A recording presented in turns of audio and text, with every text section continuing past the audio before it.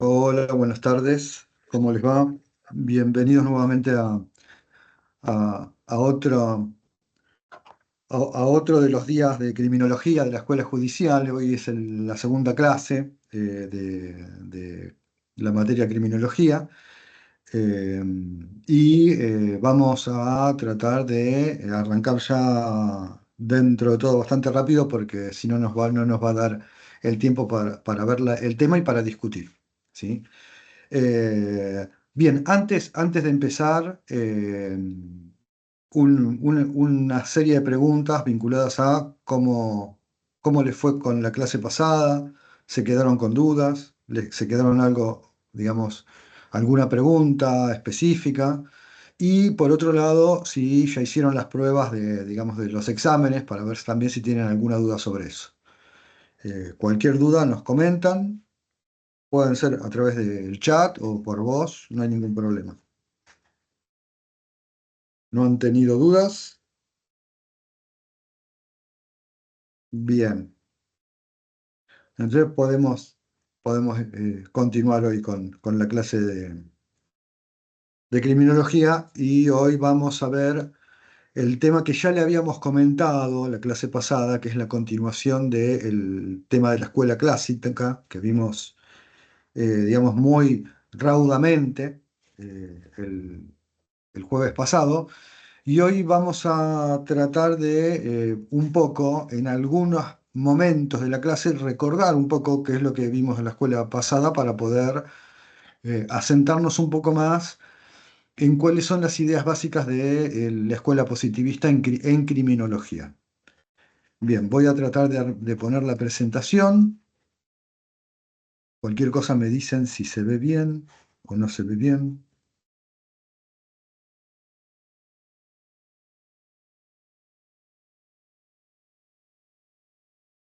¿Están viendo la presentación?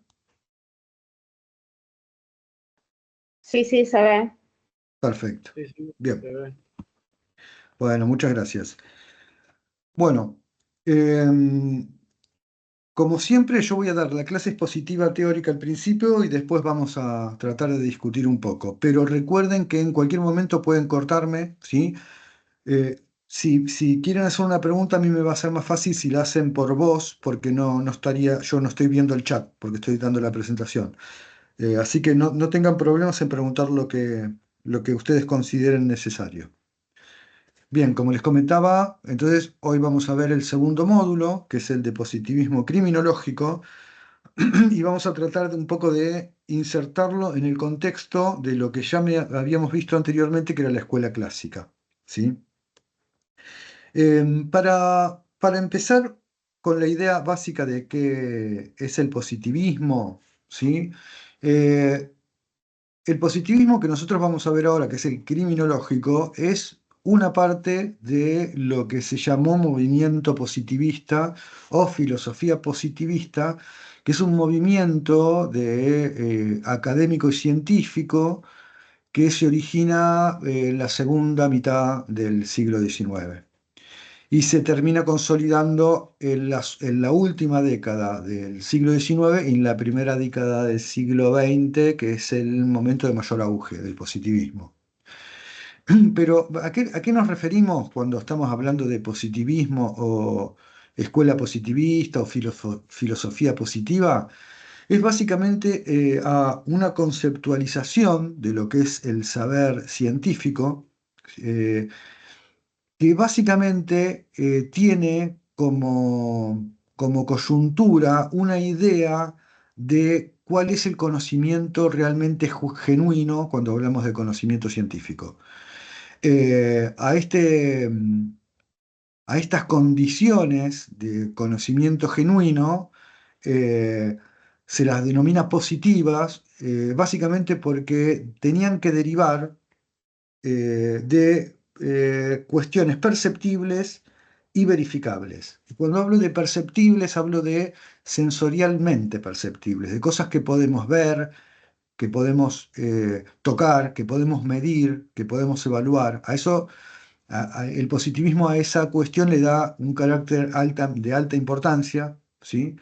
Tiene que ver básicamente con cómo se desarrolla la información a partir de la experiencia sensorial y cómo esta experiencia en el contexto del razonamiento se transforma en conocimiento.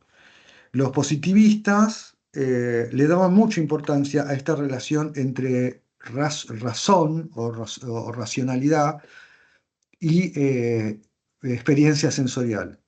Eh, Le daban tanta importancia que pensaban que había muchas cuestiones que habían sido hasta el momento consideradas científicas y no lo eran porque tenían de alguna manera alguna falencia en alguna de estas dos cuestiones, tanto en la forma de razonamiento como en la cuestión de la experiencia sensorial o la verificación específica a través de la experiencia sensorial.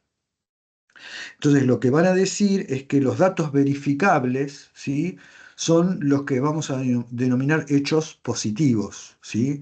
Es decir, que son hechos que si bien son percibidos por los sentidos, son de alguna manera convertidos en conocimiento a través de la razón. Ustedes cualquier cosa preguntan, ¿eh? Yo voy siguiendo, pero cualquier cosa me detienen.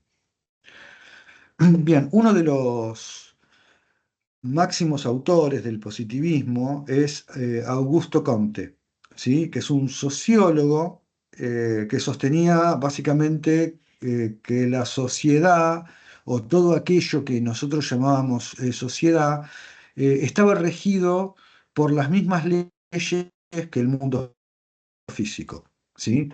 Estas leyes, que son leyes generales, recuerden que para esta época ya hacía mucho tiempo que la física había traído leyes generales, como las leyes de Newton, ¿sí? Las leyes de Newton ya tenían mucho tiempo. Eh, los positivistas, sobre todo del área social, tomaron ese modelo de la confección o la conceptualización de saberes a partir de una estructura macro que se llama ley, ¿sí?, que iba a dictar todas las características de los fenómenos que iban a ser observados. Es decir, había una teoría, pero era una teoría macro, una teoría general, a la cual llamaban ley, que daba cuenta de todas las realidades que nosotros podíamos observar. Por lo tanto, imagínense que viendo un poco lo que estamos, digamos, lo que estamos tratando de percibir y racionalizar en el mundo a partir de leyes, tiene ciertas características. Es decir, yo tengo que, a partir de una ley general, entender fenómenos que percibo y fenómenos que percibo y de alguna manera configuro a través del razonamiento.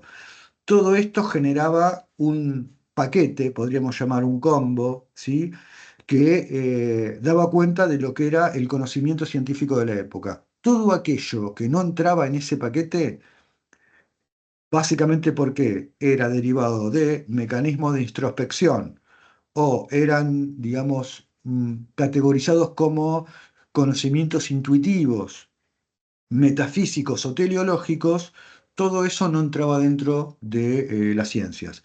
Y acá es cuando comienza a haber una gran disputa por el campo de la ciencia entre todos aquellos que creían que cualquier explicación científica tenía que estar de alguna manera encuadrada en una ley general y aquellos que pensaban que no era así, que digamos, los saberes científicos no necesariamente tenían estas características, digamos, de leyes generales. Pero la gran pregunta es cómo se configura, ¿sí?, en este contexto del positivismo, un positivismo eh, que avanzó muy rápidamente en muy pocas décadas, cómo es que se incorpora la idea del crimen y del delito dentro de este contexto de saberes científicos. Para ir un poco, digamos, viendo que no es un fenómeno que se da espontáneamente, sino que tiene precedentes, vamos a hacer un rastreo hasta la Edad Media, ¿sí? ¿Por qué les digo esto? Porque muchas veces uno cree que el positivismo, que algunas cuestiones del positivismo se inician en el siglo XIX, pero en realidad son herederas de un montón de ideas que venían ya muy consolidadas desde hacía bastantes siglos, ¿sí? Eh, una de ellas, y muy vinculada al área de criminología, es la idea del cuerpo, ¿sí? La idea del cuerpo o el cuerpo como objeto de observación y de, digamos, también como objeto de investigación, eh, es una idea que comienza a consolidarse en el Renacimiento, ¿sí? Porque antes del Renacimiento, en la Edad Media, la concepción medieval que tenían del cuerpo era estaba muy vinculada a lo religioso. Se consideraba que el cuerpo era de alguna manera el lugar en donde residía el alma, era como el santuario del alma, era aquel objeto que permitía de alguna manera tener un alma y por lo tanto tenía ciertas características también de sagrado en términos de ser un, un objeto casi divino, digamos. El cuerpo está hecho a semejanza de Dios, ¿sí? Y por lo tanto, al ser algo semejante a Dios y al ser el lugar de residencia del alma, era también un objeto sagrado, por lo tanto, no se podían realizar estudios ni experimentaciones ni nada por el estilo con el cuerpo, porque, digamos, era considerado un delito. Eh, por lo tanto, digamos, los médicos de la época tenían muy poco conocimiento del cuerpo, más allá de las experiencias que tenían con los enfermos, eh, y digamos, sin una inspección profunda de lo que pasaba en el medio orgánico, ¿no? Eh, y por otro lado, este cuerpo, digamos que era el cuerpo que se enfermaba y que se trataba de sanar, era un cuerpo que era masculino, básicamente como modelo, porque estaba hecho a semejanza de Dios también. Por lo tanto, la medicina en el medioevo era una medicina muy vinculado a la idea del cuerpo masculino como cuerpo, el cuerpo ideal o perfecto. El cuerpo de la mujer era una especie de desagregado de ese cuerpo. Recuerden que en la Biblia, digamos, Adán, digamos, Dios toma unas costillas de Adán para generar el cuerpo de la mujer, ¿sí? El cuerpo de la mujer es un cuerpo derivado del cuerpo masculino. Y esto también se permea en la idea médica de ese momento. Eh, en general, todo lo que se consideraba saberes médicos del momento tenía mucho que ver con el cuerpo masculino y el cuerpo femenino interesaba, pero solo en razón de algunas cuestiones que tenían que ver con la maternidad y con la concepción. Es decir, digamos, estaba vinculado a la reproducción. Una forma de entender esto es ver un poco los cuadros de la época. Actualmente, digamos, si uno habla de un cuerpo, sabe que un cuerpo cambia a lo largo de la vida. No es lo mismo el cuerpo de un niño, de un adolescente, que de un adulto. De hecho, digamos, por eso existen pediatras y existen gerontólogos, ¿no? El cuerpo va cambiando a lo largo de las edades. Sin embargo, en la Edad Media el cuerpo, digamos, no se consideraba en términos de cambio y por lo tanto no había diferentes etapas en el cuerpo. Una característica del medioevo, por ejemplo, es que la infancia no existía. Esto se nota bastante en las reproducciones artísticas que muestran generalmente a los niños como adultos de pequeño tamaño. Esto tiene mucho que ver con esa concepción del modelo ideal a semejanza de Dios del cuerpo. Y esto, digamos, es una cuestión notoria no solo en lo médico, sino en otras áreas, digamos, de interés de las ciencias. En las áreas sociales, digamos, se ha estudiado mucho las concepciones que había en ese momento sobre lo que nosotros ahora llamamos infancia, porque no había un concepto específico de infancia. Los niños eran adultos de pequeño tamaño, no solo en lo físico, sino también en lo espiritual y en lo emocional. Sin embargo, en un momento, recuerden que la semana pasada habíamos estado hablando un poco de qué era lo que pasaba en el Renacimiento, cómo hay un desequilibrio y un nuevo equilibrio de poderes, digamos, vinculado un poco a esta enorme acumulación de poder de los mercaderes que genera la división de poderes, digamos, y termina generando lo que es la República y, digamos, una serie de movimientos filosóficos que van a estar no solo permeando la ciencia, sino también el mundo de la política. Eh, Esto también se fue dando en ciencias como la medicina, ¿sí? Eh, para el momento en que comienzan los primeros desarrollos vinculados al Renacimiento, comienzan a aparecer algunas cuestiones vinculadas a la racionalidad. Recuerden que la racionalidad es como una base fundamental del Renacimiento. Y esta racionalidad tenía que ver también con cuestiones muy, digamos, fundamentales, como por ejemplo, qué se hace con las personas heridas en las batallas de las guerras. Eh, en general, hasta el medioevo era muy difícil que una persona sobreviva mucho tiempo después de una batalla si había sido herido. Sin embargo, para el siglo XV comienza a haber una enorme preocupación por básicamente poder tratar a las personas heridas en batalla para no perder tantos soldados, digamos, después de una batalla, poder recuperar soldados posteriormente a la batalla. Y, y de alguna manera comienza a desarrollarse una serie de saberes que están vinculados a el papel de los médicos en estos lugares de la guerra y cómo empiezan a tener conocimiento sobre el cuerpo herido, sobre el cuerpo lastimado, y esto empieza a generar una idea de que hay que aprender ciertas cuestiones vinculadas al cuerpo, sobre todo vinculado a heridas de batallas o heridas de accidentes, porque había muchas posibilidades de recuperar a las personas si se tenía el saber suficiente. Un saber que de alguna manera viene permeando, en este momento viene permeando de los saberes básicamente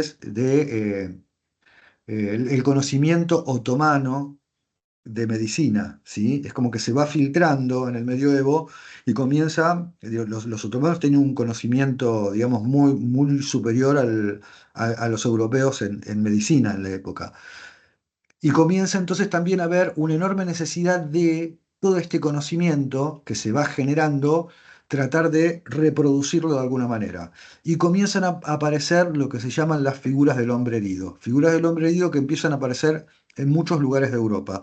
Cada una con sus propias características, ¿no? En términos artísticos, pero muchas de ellas con cuestiones básicas muy fundamentales de cómo curar cada uno de los tipos de herida que se daban en las batallas o en algunos accidentes que tenían que ver no solo con batallas, sino con cuestiones, por ejemplo, laborales, ¿sí? Y esto fue generando una idea del estudio del cuerpo con un interés enorme en la sanidad. Esta idea de alguna manera fue permeando también en las ideas de los eh, artistas de la época. Es decir, en la medida que se estaba avanzando un poco en la medicina sobre el interés del cuerpo, en el arte también se estaba avanzando en el interés del cuerpo con otros motivos. Los motivos básicamente eran realísticos. Uno de los autores que ustedes deben conocer más es Leonardo da Vinci. Si ustedes ven las obras de Leonardo da Vinci, son increíblemente realistas. Tenía, tenían un nivel de detalle, de hecho tienen un nivel de detalle espectacular vinculado a la anatomía. Y para lograr esto, Leonardo da Vinci comenzó a estudiar con cadáveres, ¿sí? Empezó a diseccionar cadáveres para ver específicamente cómo se disponían los diferentes tejidos, cómo se disponían los músculos, ¿sí? Este nivel de detalle, de alguna manera, también inspiró a muchos otros autores que estaban vinculados a la medicina. Esto hizo que entre el arte y la medicina se genere, para el año 1500 aproximadamente, una relación muy fuerte, de tal manera de que muchos de los médicos que estaban estudiando los cuerpos o se asociaban con artistas o ellos mismos adquirían conocimiento artístico como para lograr describir y formalizar conocimientos de anatomía como para después aplicarlos en la medicina. Uno de los primeros autores fue Andrea Vesalius, que generó un libro que se llama De Humani Corporis Fabrica, ¿sí? A mediados del siglo XVI, y que es un libro que se usó prácticamente hasta hace muy pocas décadas. Hasta mediados del siglo XX, este libro se siguió reeditando y tiene un nivel de detalle eh, que es realmente impresionante en lo que es anatomía de todos los tejidos, anatomía del sistema nervioso, anatomía osteomuscular, eh, anatomía de los vasos sanguíneos, de todo lo que es el sistema digestivo. Esto hizo que de alguna manera el cuerpo comience a ser un interés fundamental de la ciencia en ese momento. De hecho, el, el renacimiento en términos de ciencia tiene dos grandes vectores. Uno es la medicina moderna y otra es el naturalismo. Vamos a ver que en el naturalismo está esta misma obsesión por la observación de lo que es el físico de los animales, la anatomía, y comienzan a hacerse enormes descripciones de fauna, de flora, ¿sí? En todos los lugares donde se van asentando, digamos, las nuevas colonias. Bien, perdón, se me fue.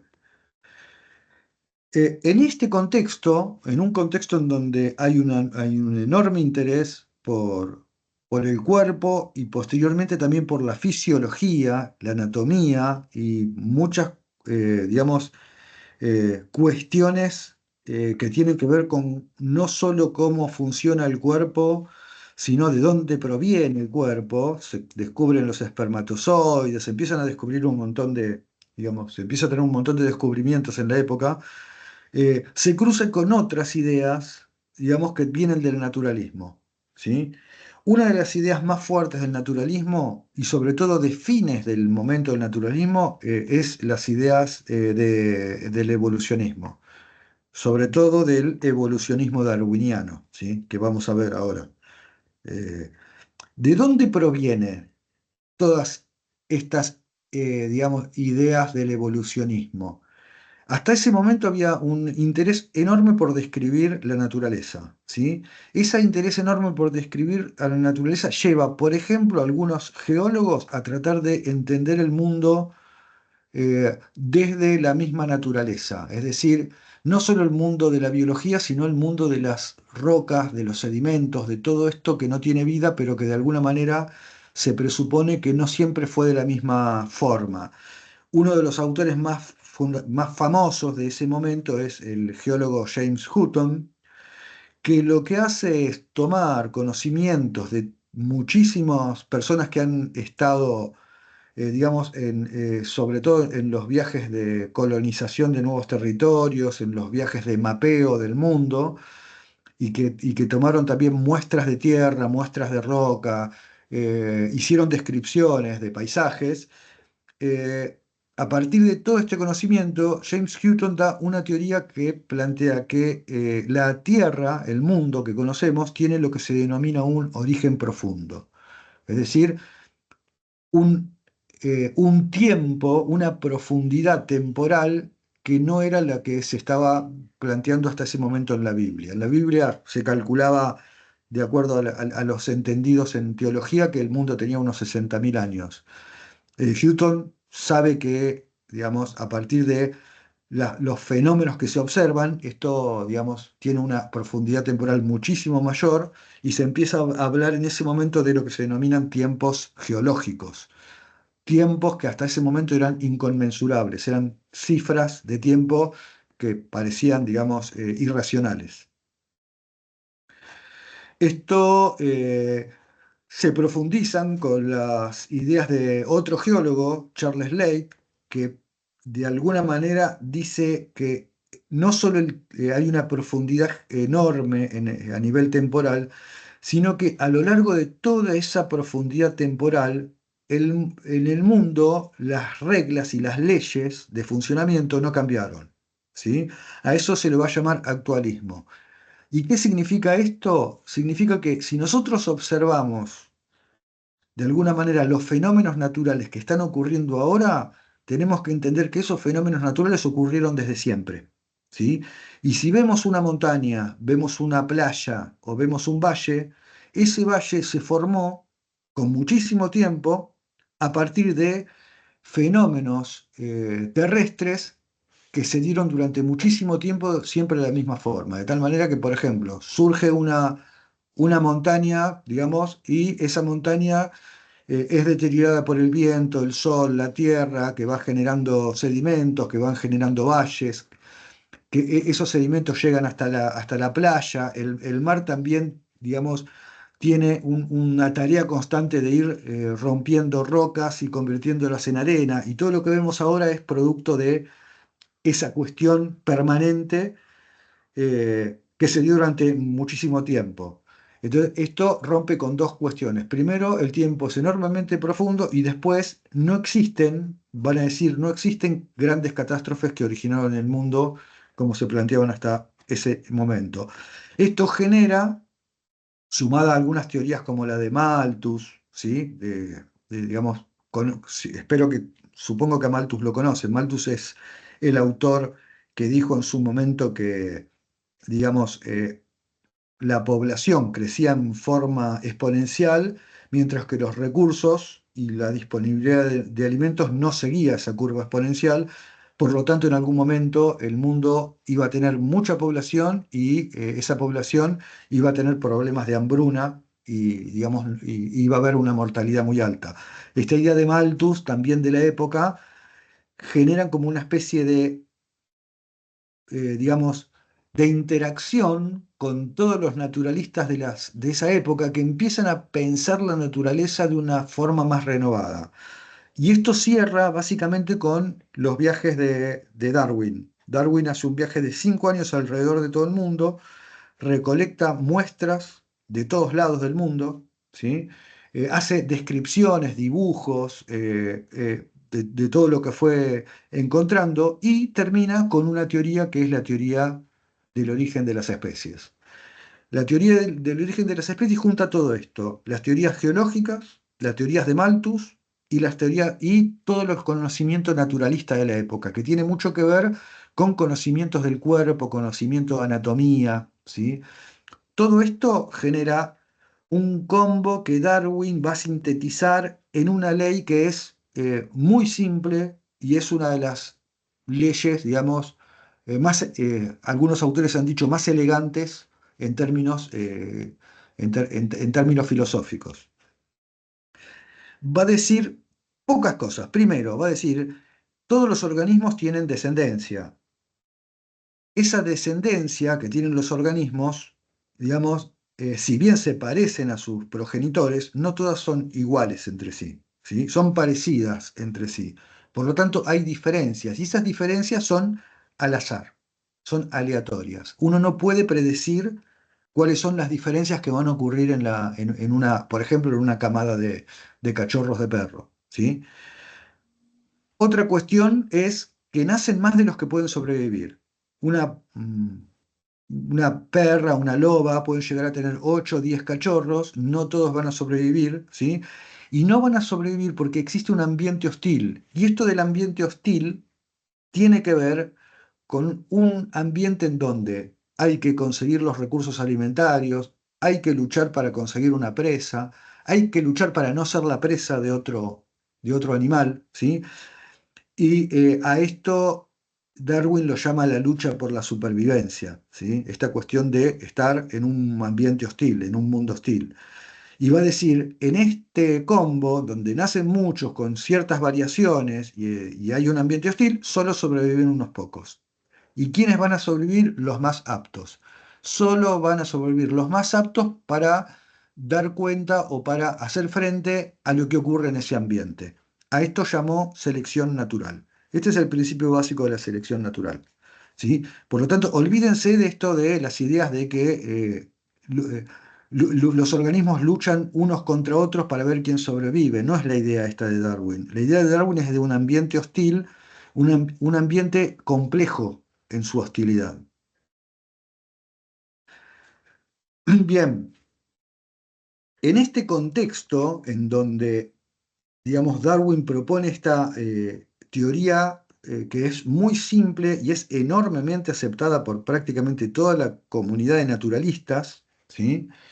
Eh, Están ocurriendo otras cosas. Ustedes piensen que primero, hay una enorme cantidad de conocimiento anatómico, ¿sí? Un enorme interés por el cuerpo, ¿sí? Y por las descripciones. Y ahora tenemos una idea de que los organismos no siempre fueron iguales, que los organismos cambiaron a lo largo del tiempo. ¿Esto qué es lo que genera? Genera la idea de que si cambiaron a lo largo del tiempo, entonces nosotros podemos hacer las descripciones de esos cambios. Esto implica saber quién desciende de quién, es decir, qué organismo desciende de qué otro organismo. Y esto lo vamos a rastrear a partir de la anatomía, es decir, vamos a ver los huesos de muchos fósiles y observando esos huesos de fósiles y siendo muy escrupulosos a la hora de tomar las medidas, ¿sí?, anatómicas sobre esos restos, vamos a poder corroborar qué cercanía tienen con los organismos que conocemos actualmente, que están vivos. Esta idea, digamos, que se instaura a nivel evolutivo, tiene un enorme peso también en lo que va a llamarse posteriormente como antropología, ¿sí? Eh, digamos, un gran problema para Darwin fue que si bien la teoría de Darwin estaba hablando de todas las especies, la crítica puso mucho hincapié en lo humano, ¿sí? Digamos, a la crítica no le importaba mucho la cuestión de la evolución de otras especies, sino la relación de la especie humana con otras especies. El hecho de que los humanos estemos emparentados con especies de animales. Hasta ese momento el humano era algo que estaba casi por fuera de la naturaleza, algo que era divino, ¿sí? Y por lo tanto no había que darle una explicación natural. Darwin instaura la necesidad de dar una explicación natural al origen de la especie humana. Y esto, digamos, termina generando una serie de conocimientos en donde se ponen en juego básicamente la sistemática y la evolución, ¿sí? La sistemática en términos de, en el humano, antropotaxia, es decir, tener una idea muy fuerte en términos de concepción tipológica y descriptiva, ¿sí? Y por otro lado, un mecanismo que dé explicación a esas diferencias que observamos desde lo descriptivo. Bien, en este contexto hay autores, digamos que son economistas, que también se empiezan a preocupar por el cuerpo humano, ¿sí? Mientras Darwin estaba tratando de resolver estas cuestiones de la selección natural todavía no tenía muy bien en claro, digamos, qué mecanismo funcionaba. Por ejemplo, Quetelet estaba preocupado en las mediciones anatómicas porque plantea que las mediciones anatómicas dan cuenta de muchas cuestiones que tienen que ver con lo ambiental, con lo que ocurre en un ambiente determinado.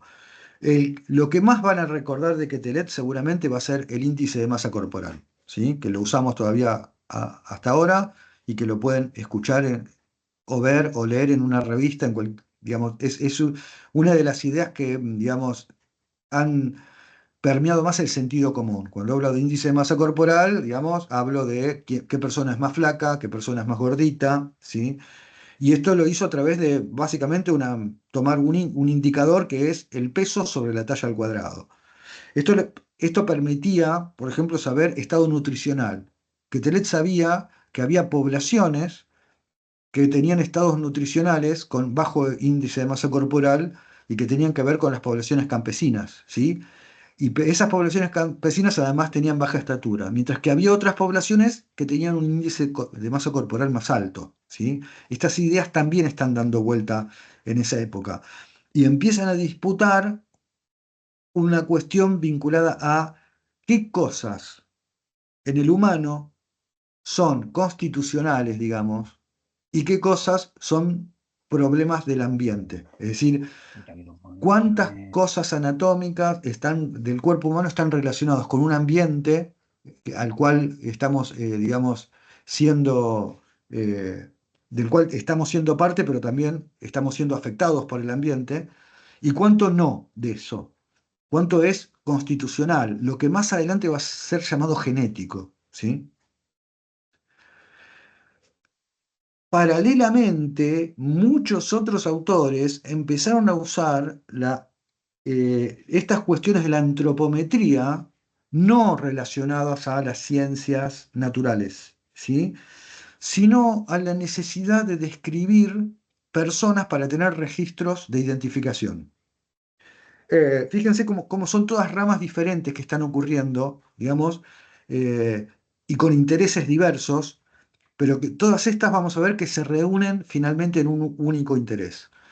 Em, para la época post-Revolución Francesa, en muchas colonias surge un problema, digamos, un problema que en realidad debería ser un alivio, pero que para muchos organismos del Estado que necesitaban tomar descripciones de las personas era un problema, que por ejemplo, eh, ya una persona no podía hacer una confesión bajo tortura. Entonces les resultaba muy difícil saber quién era quién cuando volvían a atrapar a una persona que sospechaban que había sido o una persona que cometió un delito o una persona que ya había sido detenida previamente y que había cometido un nuevo delito.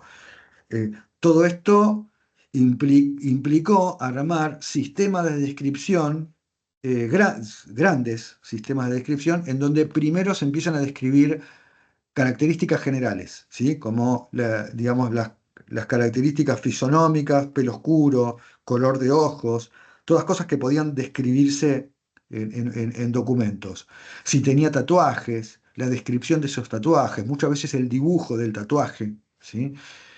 Posteriormente comienza a pensarse en medir y evaluar, derivado de los conocimientos de la época de medicina. Decir, bueno, si yo puedo medir y tomar ciertas medidas, yo puedo saber que, digamos, una persona que mide 1,80 m y que, digamos, en estatura y que uno de los brazos mide tanta longitud, ya me empieza a dar información también para identificarlo.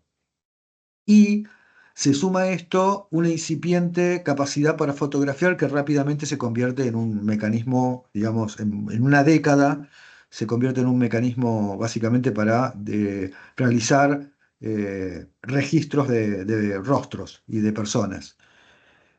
Todo esto, digamos, empezó a cerrar en una serie de mecanismos de descriptivos que llevaba en parte la policía y los organismos judiciales que permitían la identificación de los delincuentes, ¿sí?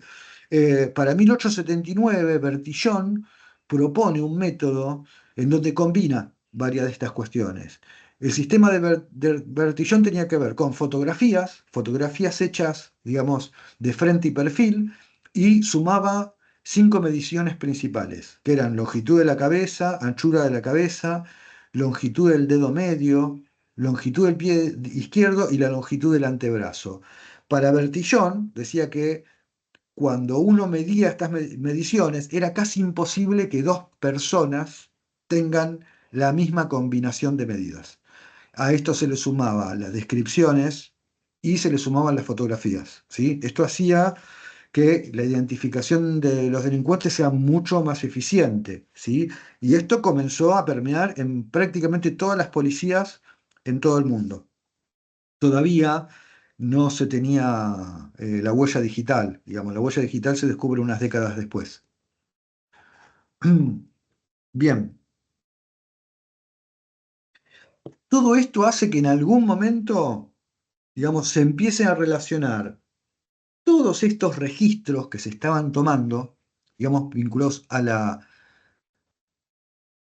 identificación del sujeto delincuente, con todo el conocimiento naturalista de la época, incluyendo la concepción de evolución darwiniana. Esto hizo que algunos autores se envalentonaran en hacer algunas teorías, las teorías que van a llamar primeras teorías criminológicas de carácter científico, le van a decir, en los libros lo van a escuchar, si a alguien le preguntan quién fue el primer criminólogo, les va a decir Lombroso, y digamos, está muy lejos de la realidad. Hubo una escuela anterior a la lombrosiana, pero que fue eclipsada por el positivismo, eh, y generan una forma de entender el delito que se inscribe en el naturalismo y en la teoría evolutiva, ¿sí? De tal manera de pensar que si una persona es delincuente, hay alguna explicación en términos evolutivos que puede dar cuenta de ese delincuente. Y esa explicación tiene que ver con rasgos anatómicos. Esta, este combo, digamos, nuevo, digamos, se instaura en el momento en que comienza a hacerse enormemente famoso el positivismo, ¿sí? Por tal motivo, eh, empieza a desarrollarse lo que vamos a llamar criminología positivista. Bien, recordemos algo antes de meternos en criminología positivista, ¿sí? Y esto tiene que ver con la escuela clásica. Eh, Primero, para los autores de la escuela clásica, recordemos que el delito es libre voluntad del sujeto, ¿sí? Y que por detrás del delito y de esa libre voluntad del sujeto hay la ruptura de lo que se va a denominar el pacto social, ¿sí? Este, este, Este acuerdo, pacto o contrato social entre las personas, digamos, personas que consolidan estados, estados que, digamos, a partir de su propia naturaleza, tiene el derecho de generar sus propias leyes, ¿sí? Generan lo que es la idea básica del delito. Es decir, para la escuela clásica, el Estado genera leyes para proteger a los sujetos, ¿sí? Esas leyes dicen lo que es el delito. De hecho, en este sentido, el delito tiene un carácter político, ¿sí? Y ese delito es básicamente es un hecho causado por la libre voluntad del sujeto. Este es, digamos, el paradigma de la escuela clásica. Sin embargo, para el positivismo, ¿sí? Con esta idea, digamos, de la concepción del cuerpo, con esta idea del evolucionismo, con esta idea del registro y la meticulosidad en términos anatómicos para poder identificar a los delincuentes, comienza a pensar que en realidad detrás de esta identificación de los delincuentes tiene que haber una explicación que dé cuenta de por qué cometieron los delitos. Y entonces lo que va a ocurrir es que a partir de esas fuentes primarias, que en realidad son fuentes secundarias de datos vinculadas a los delincuentes, se va a pensar que yo puedo, midiendo y evaluando las características de esos delincuentes, saber quiénes son los posibles otros sujetos peligrosos que podrían delinquir. Por lo tanto, ya el delito no tiene una característica de orden político, ¿sí? El delito empieza a aparecer como un fenómeno natural, y un fenómeno natural que está interiorizado en cada uno de los individuos. Es decir, si un individuo tiene ciertas características, esas características son las que van a hablar de si esa persona es mayormente o no peligrosa en términos de poder cometer un delito. Esto hace que todo lo que es análisis políticos, económicos y sociales vinculados al delito, digamos, no, al menos durante un par de décadas, no vuelvan a discutirse. Recién con un discípulo de Lombroso, que digamos vamos a ver, digamos ahora cuando veamos la tríada del positivismo, comienza otra vez a plantearse algunas cuestiones del vinculado a lo social. Pero durante mucho tiempo, digamos, se pierde esta discusión y comienza a pensarse en una cuestión más vinculada a la normalidad y anormalidad. Una normalidad y anormalidad que hasta ese momento era un problema estadístico, ¿sí? Para Quetelet, la normalidad y la anormalidad tenía que ver con una distribución, digamos, vinculada a cómo se te presentan los datos en un modelo estadístico, y para estos autores, normalidad y anormalidad va a pasar a la órbita más médica, que va a tener que ver con la enfermedad o con la patología. Es decir, una persona normal es una persona sana, una persona anormal es una persona con ciertas patologías. Y acá es donde empieza a combinarse la idea de anormalidad, patología y delito en un solo paquete. Y aquí es donde se origina lo que se va a denominar el paradigma etiológico del delito, es decir, aquellas características internas del sujeto que lo constituyen en un sujeto anormal, en un sujeto patológico, digamos, que expresa de alguna manera de su incapacidad de cumplir con la ley. ¿Sí? Y esto rompe con todo el esquema de la escuela clásica. Entonces, existe una noción ontológica de la criminalidad, ¿sí? ¿De dónde se origina? Se origina a partir de características internas del sujeto, ¿sí? Por lo tanto, hay un dato preconstituido a la definición, a las definiciones, ¿sí?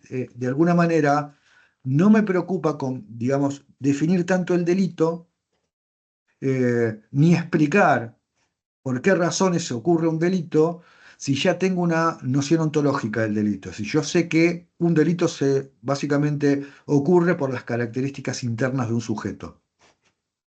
Bien, esto va a terminar de, de, de alguna manera de generar un pensamiento vinculado a procesos de indagación o de investigación, eh, que pongan la mira y el foco de observación en cuestiones jurídicas y sociales, en básicamente qué es lo que ocurre en las instancias oficiales, la policía, los sistemas penitenciarios, los sistemas judiciales, y todo aquello que son los mecanismos que se ponen en juego para, por ejemplo, atrapar delincuentes, mantenerlos detenidos. Todo esto, digamos, ya no va a ser foco de investigación. Va a, de alguna manera, ser básicamente administración, ¿sí? Entonces ya nadie va a discutir sobre esos temas y se va a pensar, bueno, una persona que tiene ciertas características va a cometer un delito, va a ir, la policía está para detenerlo, el sistema penitenciario va a estar para o detenerlo, o castigarlo, o rehabilitarlo, y nadie va a discutir sobre otras cuestiones vinculadas a qué es lo que se está haciendo con el sujeto. ¿Quiénes son los precursores de este movimiento, de esta escuela? Básicamente, el más famoso es Lombroso, ¿sí? Lombroso, Ezechia Marco Lombroso, ¿sí? Cesare Lombroso, también para otros. Es el autor más reconocido, es el autor al que se lo categoriza como el autor que origina la criminología científica, ¿sí? Y es famoso básicamente por la teoría que se va a llamar como teoría del criminal nato, ¿sí? Eh, que tiene que ver, Lombroso es el que de alguna manera desarrolla la idea que va a consolidar eh, el positivismo biológico. Vamos a ver después que hay un positivismo social. el positivismo biológico en términos de criminología, que tiene que ver con esta noción etiológica del delito, es decir, esta noción de que hay un sujeto que por sus propias características que se dan desde el nacimiento lo constituyen como un posible delincuente o un sujeto peligroso. Esta teoría se basa en algunas cuestiones que están muy mal, podríamos decir, exportadas del darwinismo, ¿sí? Va a hablar de estigmas morfológicos y va a hablar de características atávicas, disfrazando un poco, digamos, la teoría que tiene sobre teoría del criminal nato como una teoría científica naturalista, ¿no? Vamos a ver que a otros colegas van a tratar de hablar del delito natural, del delito como un fenómeno natural. Eh, ¿Por qué digo que están mal exportados del darwinismo? Básicamente porque para, para Darwin, ¿sí? Eh, los organismos, cuando se estudiaban en sus características, ¿sí? Eh, se necesitaba de alguna manera diferenciar algunos aspectos de esas características anatómicas para poder saber si pertenecían a un grupo o pertenecían a otro, es decir, si estaban emparentados con un grupo o estaban emparentados con otro. Para eso utilizaba algunos términos que se llamaban caracteres atávicos o caracteres digamos, primitivos y caracteres evolucionados o también, digamos, bueno, tenían otros nombres también los caracteres dependiendo de... Pero básicamente consideraba que había dos tipos de caracteres fundamentales. Unos que eran los caracteres que se veían modernamente en la especie y otros caracteres que permitían entender de dónde provenía esa especie, que eran los caracteres atávicos o caracteres primitivos. Un ejemplo, en el caso de los humanos, ¿sí? Cuando ustedes ven los pies y las manos de los humanos, las manos son caracteres atávicos, son caracteres primitivos. ¿Por qué? Porque si uno empieza a recorrer todas las redes de, digamos, de parentescos en la naturaleza, va a ver que esas manos con 5 dedos llegan hasta los insectívoros, ¿sí? Hay una enorme cantidad de organismos que son insectívoros, primates, lémures, que todos tienen esta característica que son pentadactilia. Eso es un carácter primitivo en el humano. Sin embargo, los pies son un carácter moderno. Ningún otro organismo tiene los pies como el humano. Entonces Darwin decía que siguiendo estos caracteres atávicos, yo puedo entender de dónde van proviniendo los distintos organismos para poder saber cómo están emparentada toda la naturaleza. Darwin no consideraba que el hombre sea la cumbre evolutiva, ¿sí? Darwin lo que planteaba era que teníamos ancestros en común, que los primates, digamos, y sobre todo los primates muy parecidos a los humanos, como los chimpancés o los gorilas o los orangutanes, todos descendíamos de un ancestro en común que seguramente tenía características que compartíamos todos, ¿sí? Todo el resto, que son características primitivas. Esta idea, Lombroso la tuerce, la deforma, ¿sí? Y empieza a hablar de características atávicas o características primitivas. Y la simplifica de tal forma que va a decir que una característica primitiva, por ejemplo, aquellas características que nos hacen asemejar a los primates como los chimpancés, los gorilas, digamos, y esas características que son características físicas, van a estar atadas a características morales. Por lo tanto, un sujeto que tiene características físicas primitivas también va a ser moralmente primitivo. Y esa es la explicación que da para el caso de los delincuentes. ¿Sí? Va a decir que los delincuentes son justamente delincuentes porque son moralmente primitivos. Lombroso, una de las cuestiones que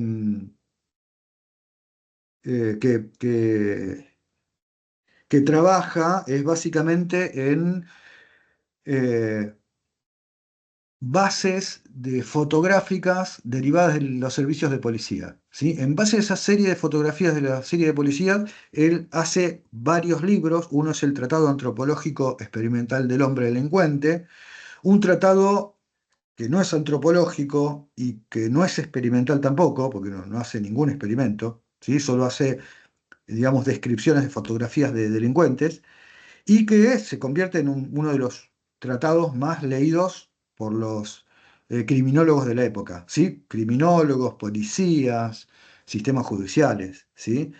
Eh, y es el que va, de alguna manera, a incorporar la idea de la antropología criminal como una ciencia, ¿sí? Por eso se lo ve a Lombroso como el autor originario de la criminología, ¿sí? En realidad es el autor originario de la antropología criminal. Otro de los autores, digamos, es el Rafael Garófalo. Rafael Garófalo es discípulo de Lombroso. Escribe, él es el primero en hablar de criminología, como criminología la conocemos actualmente. Escribe una obra que se llama La Criminología, y esta obra una obra que está constantemente intentando dar explicaciones y justificaciones para hablar de lo que se va a denominar delito natural. Garofalo va a tratar eh,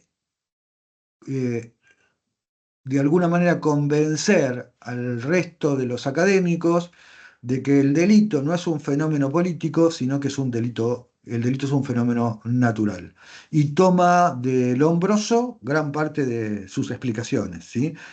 Va a decir que en esta, de alguna manera, característica primitiva moral de los delincuentes, van a carecer de dos sentimientos básicos que tiene la humanidad, que son la piedad y la probidad. En ninguna parte del libro explica bien claramente qué es cada uno de estos conceptos, pero basa sus explicaciones en que los delincuentes van a tener escasa piedad y escasa probidad, y eso va a hacer que esas personas sean peligrosas, ¿sí? Son peligrosas y son delincuentes por carecer de esas características fundamentales.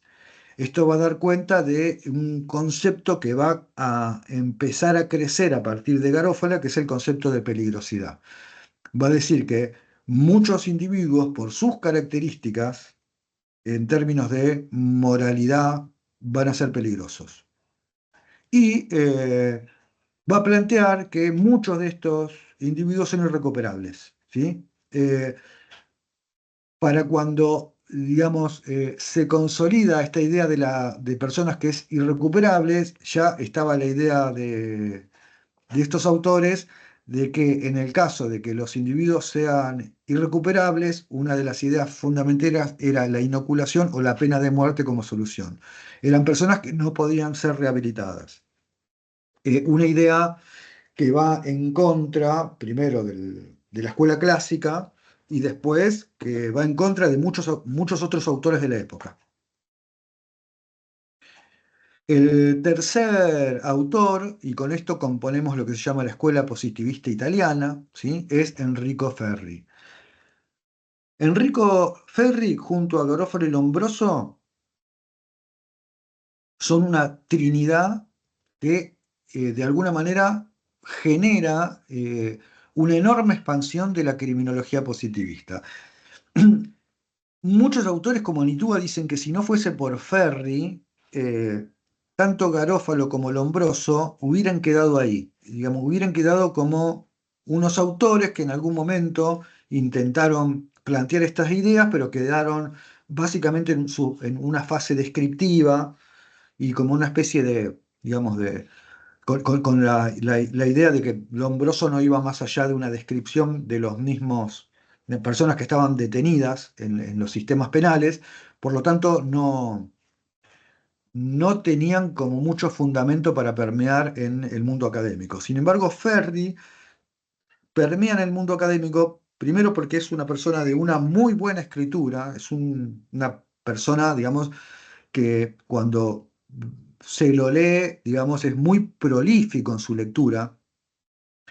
eh, y sobre todo trae una idea que en esa época permitió un poco salir de este corset del Lombroso, sin salirse del positivismo, que es la idea de que, digamos, no todos los rasgos de los delincuentes tienen que ver con su biología, con sus características morfológicas, ¿sí? De tal manera que va a haber tres tipos de rasgos diferentes para entender cómo se constituye un sujeto delincuente. Y esta idea la saca de un predecesor que es Franz von Liszt, que seguramente lo hayan ubicado porque Franz von Liszt es, digamos, un jurista europeo de fines del siglo XIX que tuvo mucha injerencia en lo que es el derecho penal moderno. Y Franz von Liszt hablaba de lo que es la génesis plurifactorial del delito. Ya él decía que un delito no podía ser nunca causado por una sola razón, sino que existen muchas razones que vuelcan a las personas a cometer delitos. Entonces Ferri toma un poco esa idea y va a decir, bueno, a ver, los delincuentes no solo tienen características físicas como delincuentes, también cuando uno empieza a analizar, ve que hay factores antropológicos y factores sociales vinculados a la delincuencia, a la delincuencia. Y estos factores antropológicos y estos factores sociales van a ser fundamentales para entender cómo una persona termina constituyéndose como delincuente. Ferri logra, en algunos años posteriores digamos, a los primeros trabajos que publica Lombroso, logra convencerlo a Lombroso de que no todo lo que es, no todo lo que es físico está involucrado en el delito. Y Lombroso entonces empieza a cambiar sus ideas y en un principio Lombroso creía que era todo vinculado a factores, digamos, anatómicos, ¿sí? Que se podían ver a simple vista. Y entonces empieza a tomar de Ferri la idea de que no todos esos factores estaban involucrados. Y hace, en un primer momento, dice que, bueno, la mitad de los factores son sociales y la otra mitad son factores más bien biológicos, y finalmente para los últimos años ya estaba en un 30 y 70. Estaba convencido de que había un 70% de factores sociales y un 30% de factores biológicos. Esto, Ferri fue discípulo de, del Lombroso, y Ferri era una persona muy seductora en términos de ideas, ¿sí? Básicamente porque era un político. Ferri fue diputado y senador prácticamente durante toda su vida adulta en Italia, ¿sí? Tuvo muchos mandatos como diputado y muchos mandatos como senador en Italia. De hecho, digamos, las leyes que proponía Ferri tenían que ver con estas ideas del delito, ¿sí? Eh, Muchas ideas que en Italia no terminaron de funcionar, pero paradójicamente sí terminaron de funcionar en Argentina, ¿sí? Eh, Ideas que se instauran posteriormente en la Argentina por ejemplo, en el sistema penitenciario, sobre todo vinculado a la concepción de rehabilitación de las personas detenidas. Ferri va entonces a plantear que estos tres factores, sociales, físicos y antropológicos, van a constituir lo que es la peligrosidad previa al delito. Toma los factores lombrosianos, ¿sí?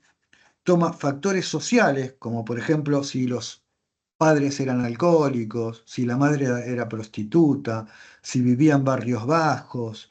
Todo esto, digamos, va a ir tomándolo como factores que van a inducir a una persona a cometer un delito, y también factores físicos que se comienzan a conocer en esa época, que vienen también de la psiquiatría, que es, por ejemplo, personas que han tenido accidentes severos o traumatismos severos a nivel cefálico, personas que tienen algún tipo de malformación, personas que tienen, por ejemplo, problemas neurológicos graves.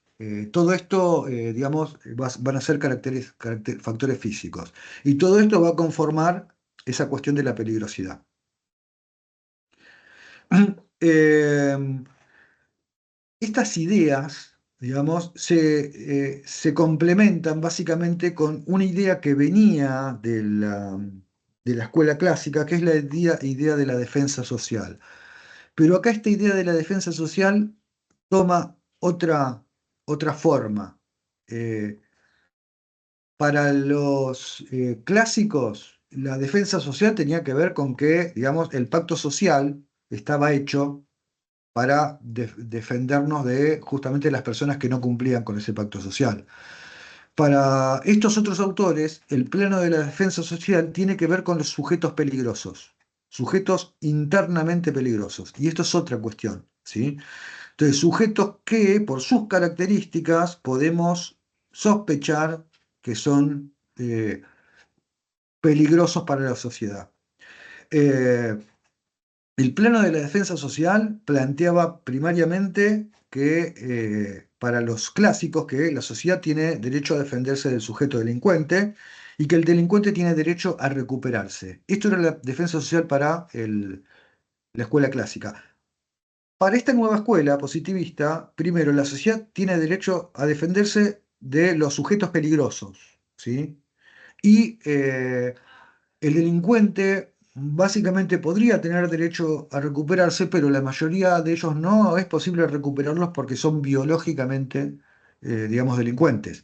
Y esto va a cambiar la idea de la defensa social, ¿sí? Y estos planos de la defensa social no vamos a meternos mucho, vamos a tratar de hacerlos, pasarlos rápido. Tienen que ver con que, digamos, este plano de la defensa social tiene varios principios. El principio de la legitimidad, ¿sí? El principio de la legitimidad tiene que ver con un Estado o una sociedad que tiene la legitimidad para imponer su fuerza en caso de que exista una persona que rompa con el pacto social, ¿sí? El principio del bien y el mal tiene que ver con que hay una concepción clara, concepción clara que está representada por las leyes de lo bueno y de lo malo, ¿sí? El principio de culpabilidad que dice que un sujeto que rompe con ciertas eh,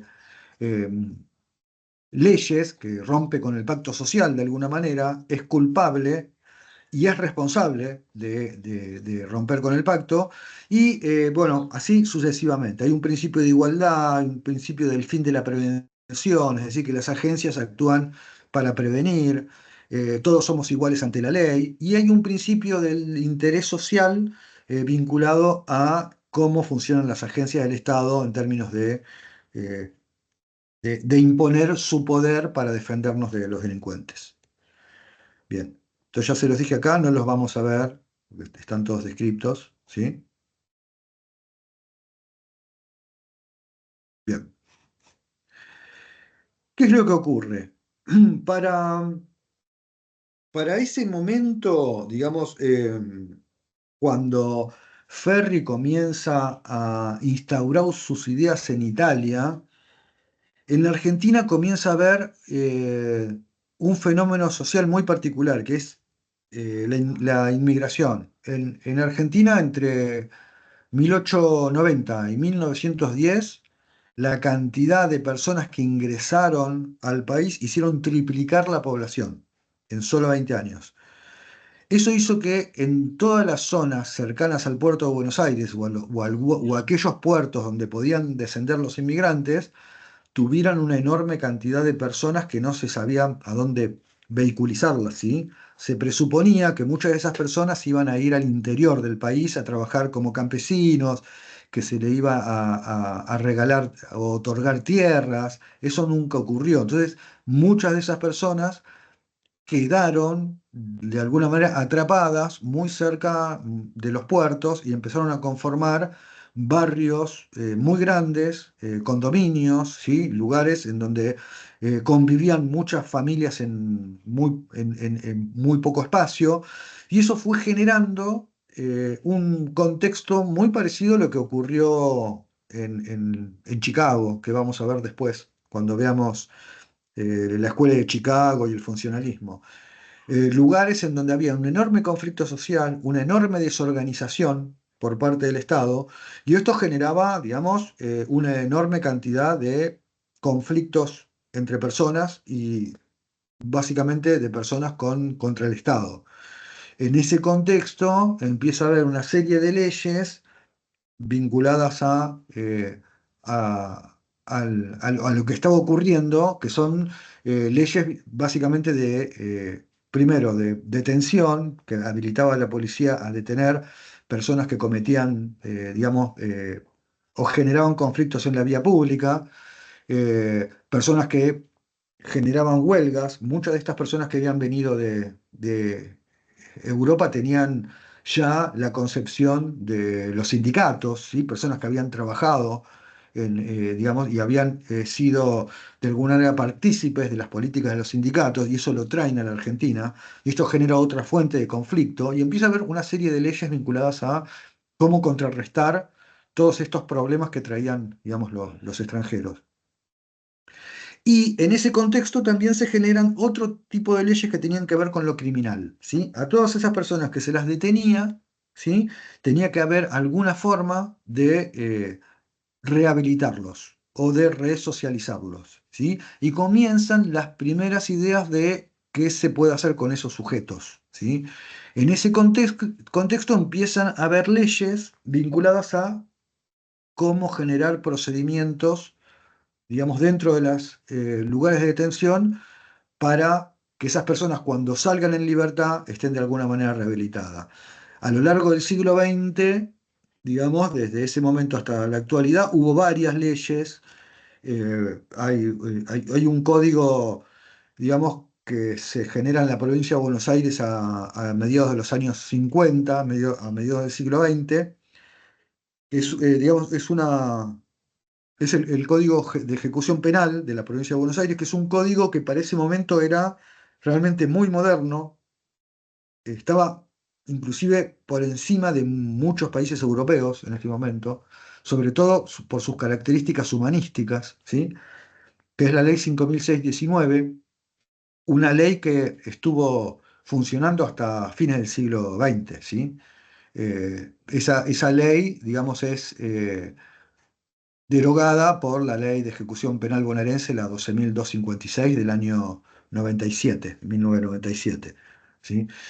En esas leyes, junto con la Ley de Ejecución Penal, digamos, privativa de la libertad a nivel nacional, que la última ley privativa que está en boga ahora es la 24660, generan todo lo que es de alguna manera las características legales y los procedimientos generales, no son específicos, son generales, vinculados a qué es lo que hay que hacer con los sujetos detenidos, ¿sí?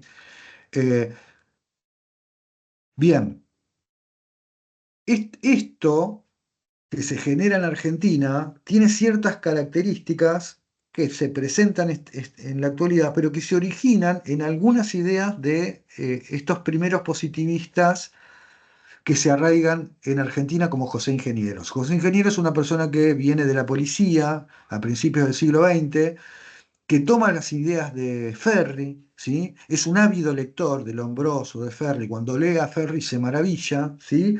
Y comienza a pensar en una legislación de ejecución penal argentina, ¿sí? Que represente estas ideas de Ferri.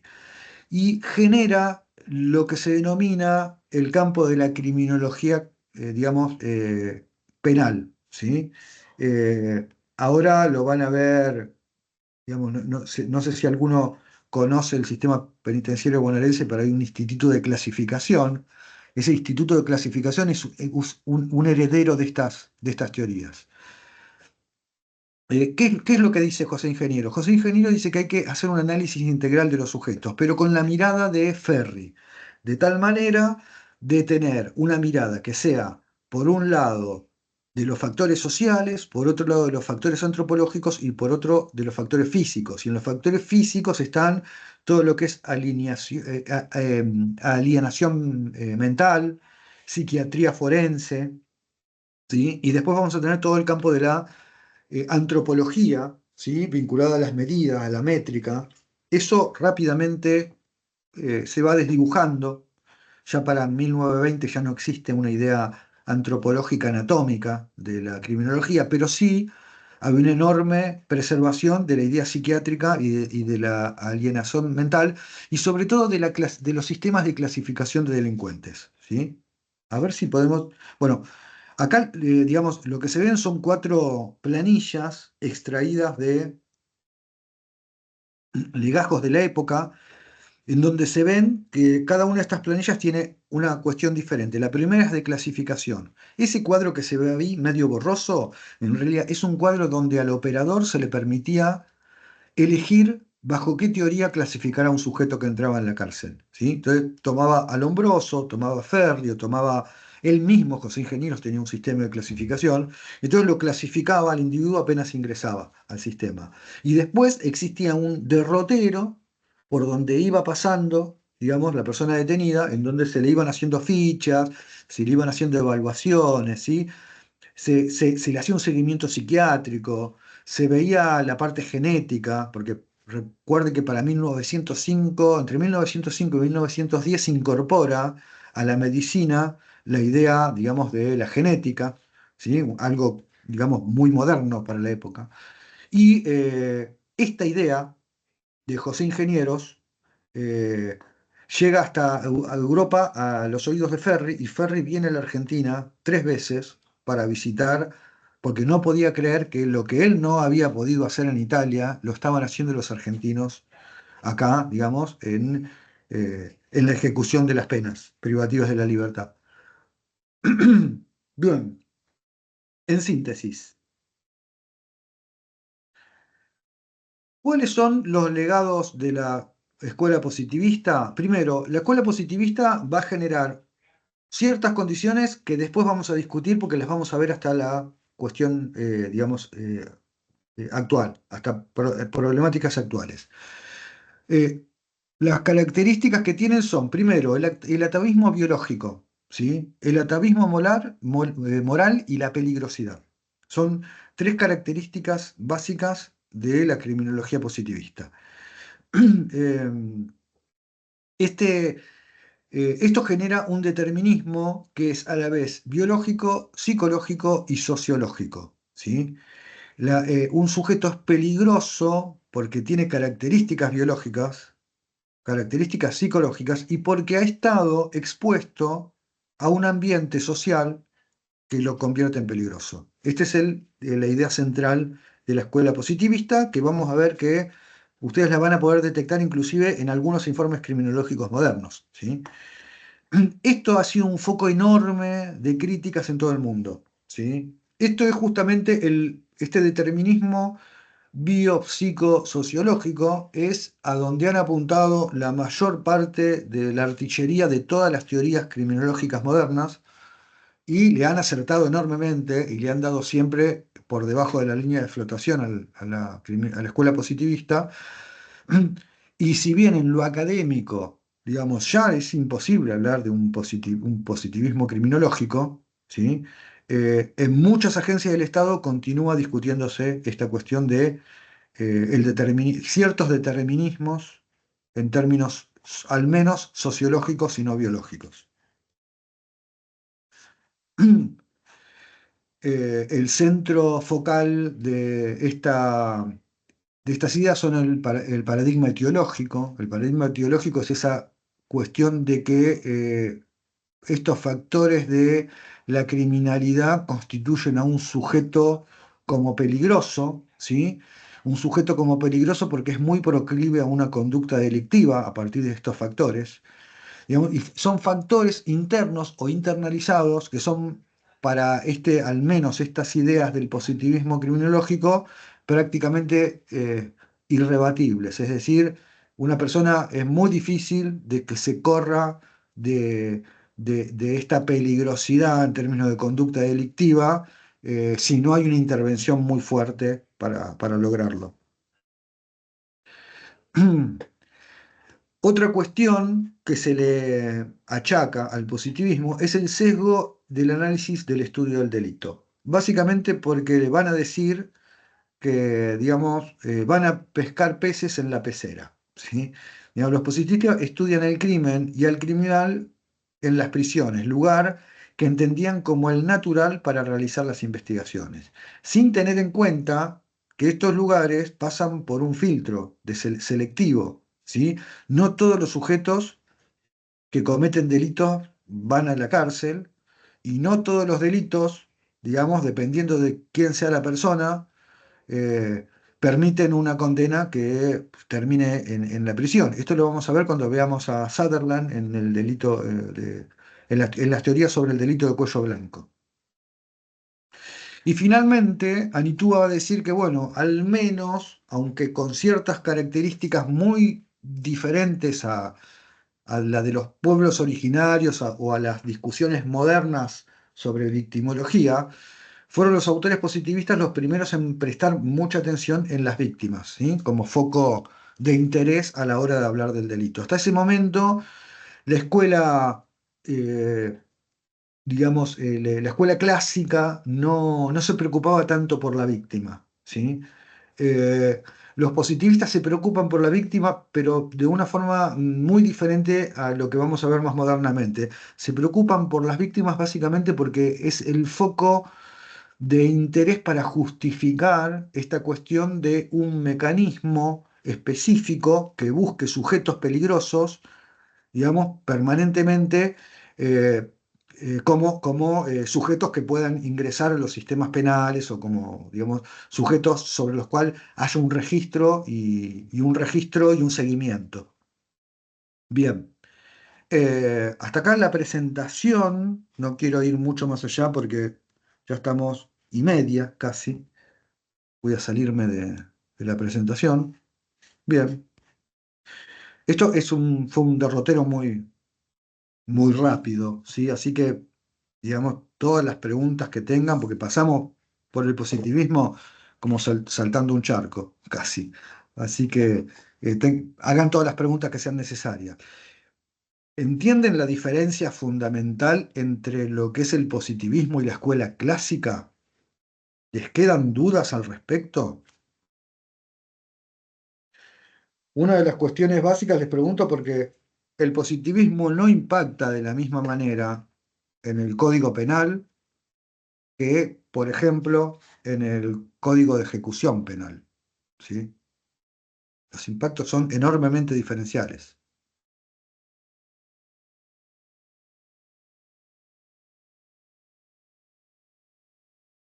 ¿Alguno estuvo leyendo la 2256, la Ley de Ejecución Penal de la provincia?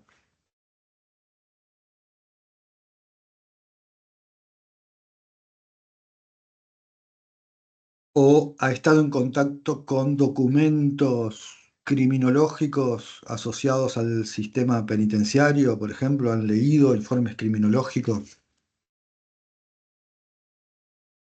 Porque esos informes criminológicos explican muchas veces mucho de esta herencia. Fernanda Gómez dice que sí. ¿Qué opinión tenés, Fernanda, ¿Qué tal? sobre... Buenas tardes. Hola, Sí, buenas tardes. de hecho, ¿qué tal? Sí, he leído más que nada cuando uno tiene que revisar porque piden beneficios y, bueno, se piden los informes al servicio para ver eh, se tiene en cuenta, digamos, la conducta o la calificación que tiene el interno dentro del servicio penitenciario, más allá de, bueno, del hecho en sí, de la pena en expectativa o la pena que está cumpliendo, la pena que tiene el delito por el cual fue condenado. Así que sí, lo he visto y se pide. Desde la Fiscalía al menos lo hemos pedido para saber Sí, sí, a quién uno va a para tomar una autorizar decisión de alguna manera, para en tener algo para tomar una definitiva. decisión. Sí, sí, a mí me parece perfecto que se haga una evaluación. De hecho, bueno, informa también si está trabajando, si está estudiando, que se haga un seguimiento, digamos, del interno. Bien, ¿y cómo podrías describirlo? ¿Qué es lo que te explican en esos informes? ¿Qué te están diciendo? Yo creo que están apuntando a ver si se pudo reinsertar, o si es posible que esa persona se reinserte o no en la sociedad de acuerdo a todo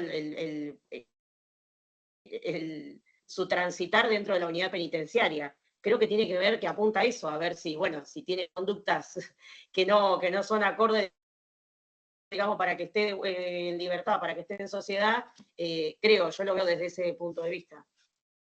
Bien, y, no, debes haber recibido varios informes, seguramente, los piden. ¿Piden informes para penados o también para procesados? Eh, Para lo penados. que yo vi y en la situación que me pasó fue para penados, más que nada. Cuando ya está cumpliendo y pedían alguna salida transitoria o tenían ya una tercera, cuarta parte de la condena cumplida. Bueno, en esos casos, en procesados no lo hemos, yo no he visto, no me ha pasado esa situación. Bien, y son informes criminológicos, porque seguramente podés pedir informes criminológicos o podés, que los criminológicos, la característica que tienen es que los hace un criminólogo, una Psicólogo. persona, pero también están los informes Sí, integrales. nosotros lo que hemos pedido. Sí, en los que participan psicólogos también, Sí. eso hemos visto. Sí. ¿Vos viste los informes integrales? Sí. Supongo que es lo que vimos. Sí, sí, porque, digamos, vas a ver que hay, en un informe integral tenés un psicólogo, tenés un asistente social, tenés, Exacto. digamos, un jefe Sí, penal. sí. Cada uno te Sí, es dice algo, multidisciplinario, cada uno digamos. te va sumando algo, Cada uno de dice. alguna manera. Y después debería haber, después de ese informe, debería haber como una síntesis, que esa síntesis debería ser Una conclusión con. una conclusión basada en todo el resto, ¿sí? En Que a todo veces el también informe, sí. bien. Agustina, querías decir algo, Salvi. Y ahí en relación a los informes, a mí lo que me llama la atención un poco, y esto es una observación en realidad, no sé si están así o no, pero los informes un poco dan cuenta esto de lo que se piensa mucho del positivismo y estas teorías de cómo se piensa y cómo se estudia, ¿no? Los procesos de criminalización, principalmente en cuanto a la figura del delincuente, esto de la reinserción y estos beneficios que se obtiene, porque en definitiva el estudio es cómo esta persona convive en un contexto carcelario. Digo, porque digo que esos informes se basan en eso, no sabemos si esta persona puede adaptarse o no en una sociedad cuando se encuentra privado de su libertad. Por lo tanto, dar un informe, y esto es una apreciación netamente personal igual a lo que estoy diciendo, y es un poco lo que estamos viendo, y es algo que no sé si tiene un poco que ver con todo esto, pero digo, esos informes lo que dan cuenta es si esta persona tiene algunos cursos hechos, realizados en un contexto de encierro, si esta persona se ha adaptado a convivir con las personas, pero no se está analizando en qué condiciones se encuentran las personas privadas o libertad, como para que esta persona se pueda definir como una persona que puede o no obtener un beneficio. No sé si tal vez no estoy teniendo una idea tan ordenada, No, sí, y pero perdón por el se te desorden, entiende. pero la verdad es Lo que pasa es que yo no sé creo cómo. ahí, perdón. Bueno, yo creo ahí que se cortó. Ah, se cortó, sí. Sí, se cortó. Yo creo que, más allá de lo que dice Agustina, bueno, el contexto en el que está es de encierro. ¿Y qué hizo esta persona durante su paso por ese encierro? ¿Cómo se llevó su vida adelante? ¿Cómo se desarrolló? ¿Qué conductas tuvo? Si mínimamente al contexto de ese encierro, a las reglas que hay en ese contexto, pudo adaptarse o no.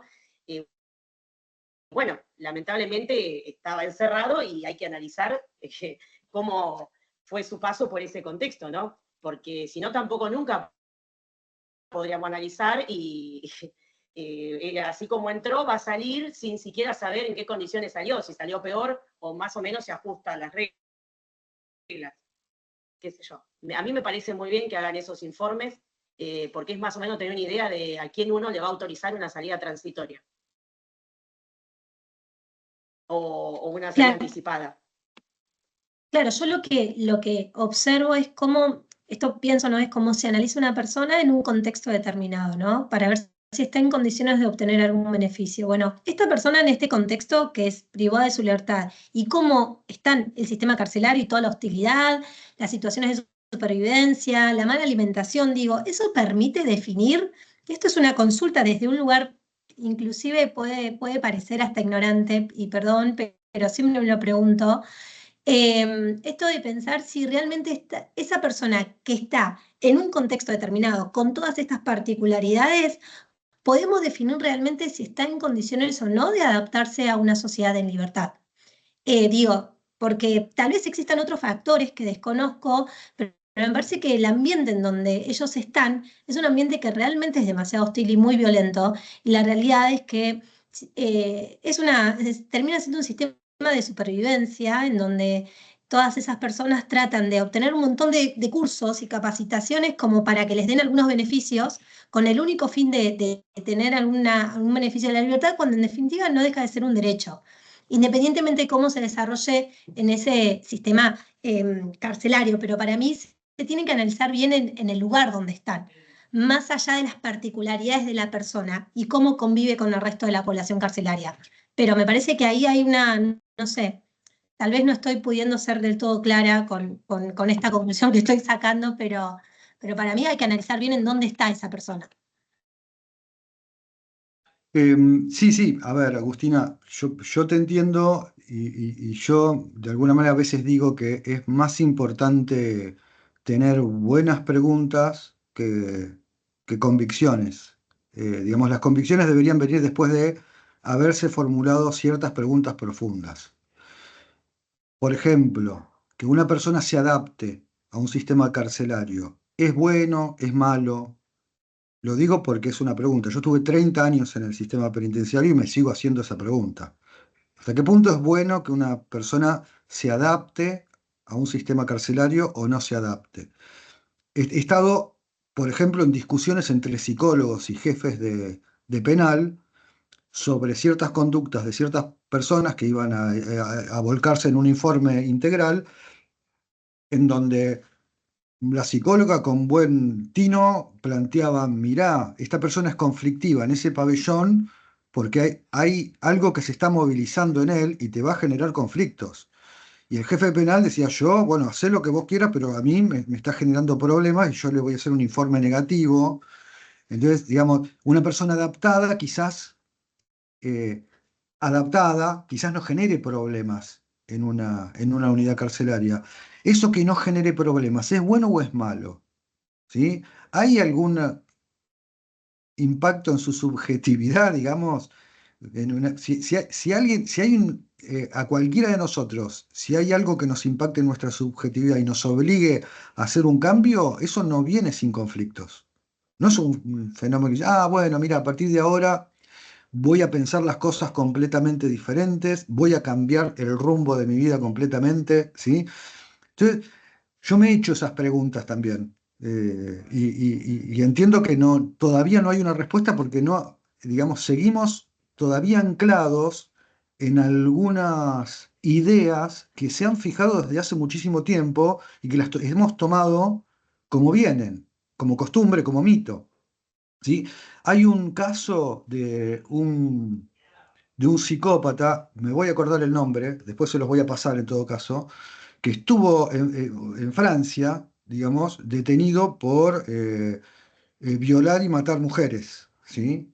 Va preso, está muchos años en prisión, muchos años, sale casi a los 50 años, entra muy joven, pero durante todo ese periodo trabajó, estudió la secundaria, hizo la universidad, se doctoró y fue una persona que ganó premios, ¿sí? Por la literatura, por la forma de escribir.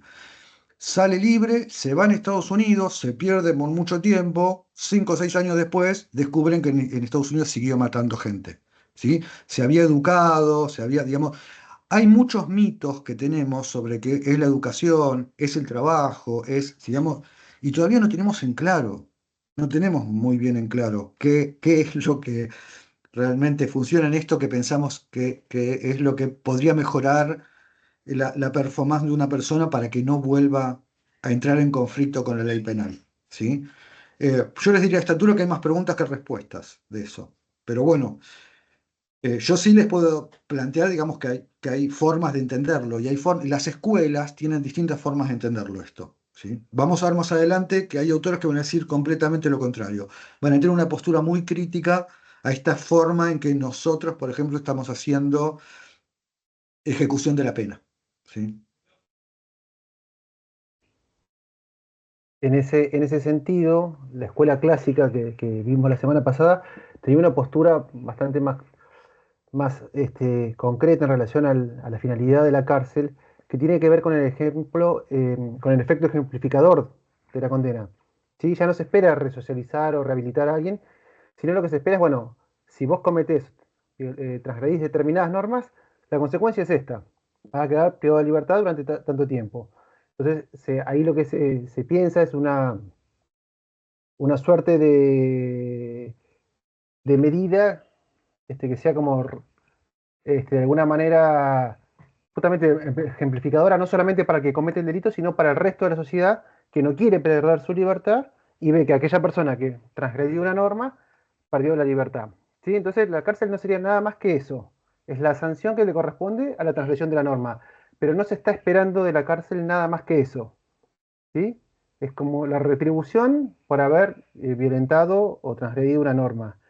En eso es bastante más sensato, si se quiere, que la escuela positivista, porque la escuela positivista, por un lado, está hablando o está teniendo concepciones del criminal atávico o el criminal nato, de conceptos de peligrosidad que la cárcel no estaría en condiciones de recomponer. ¿Sí? Hay algunos positivistas que dicen que en relación a determinados tipos de trabajos, en una suerte de línea más conductista, podría haber algún tipo de modificación de las conductas, pero bueno, tampoco está muy sustentado teóricamente. Pero bueno, quizás la cárcel para la escuela positivista podría también entenderse en el sentido de que los peligrosos estén, es decir, no estén causando peligro, no generen un peligro para la sociedad en la medida que estén encerrados.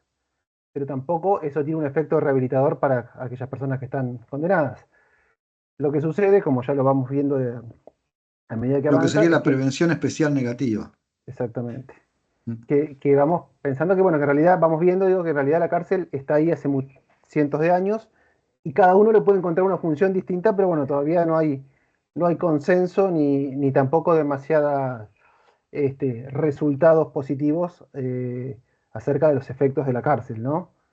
Creo que ninguna escuela va a encontrar mucho para decir sobre eso, pero bueno, cada uno tiene su propia explicación.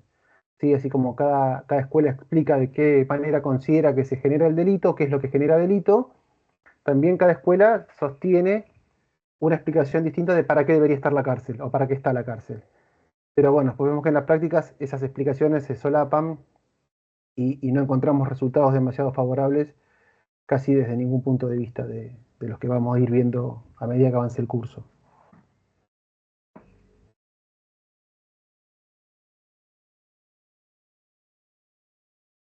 Bien, ¿algún comentario más? Nosotros, como tenemos un tiempo muy acotado, hay cosas que no les vamos a dar, pero si ustedes buscan a Farrington y a Welsh, que son autores que han hecho mucho trabajo vinculado a estudios longitudinales del delito, hay uno que está en inglés, que es de prevención del delito, que qué es lo que funciona y qué es lo que no funciona. Ellos han buscado, han hecho una revisión de todos los trabajos que se han hecho sobre lo que funciona y lo que no funciona, y es muy interesante porque hay sorpresas. Digamos, básicamente coinciden en que la cárcel no funciona para prevenir delitos, pero hay un montón de otras cuestiones que sí funcionan y han hecho y han mostrado mucha eficacia en prevenir el delito y que no tienen que ver con, tienen que ver con trabajos en la comunidad, ¿sí?